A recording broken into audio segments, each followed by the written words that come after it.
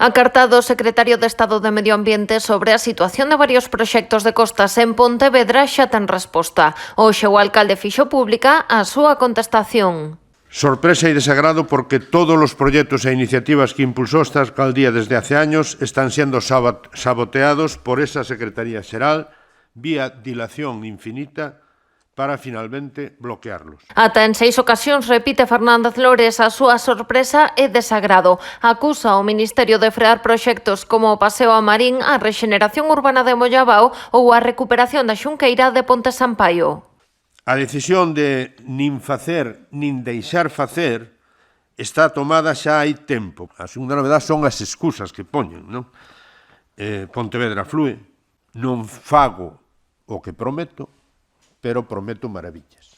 En todo caso, teño que decir que vou a seguir insistindo, non? E petando na mesa todo o que faga falta para defender, obviamente, os intereses de Pontevedra. O rexedor insiste en que ven esta resposta de Hugo Morán un claro interese electoralista e asegura que o PSOE pontevedrés está en cubrir a inacción do Goberno central. A acusación que xa tivo a resposta do voceiro dos socialistas. De encubridor da inacción do Goberno central. Vale? Eu creo que está claro.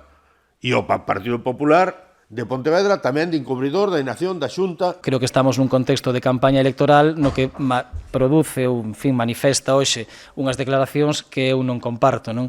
Se encubrir ao Ministerio de Transición Ecolóxica e conseguir 25 millóns de euros para que sexan investidos nesta cidade, vou encubrir ao Ministerio de Transición Ecolóxica todo o que poda.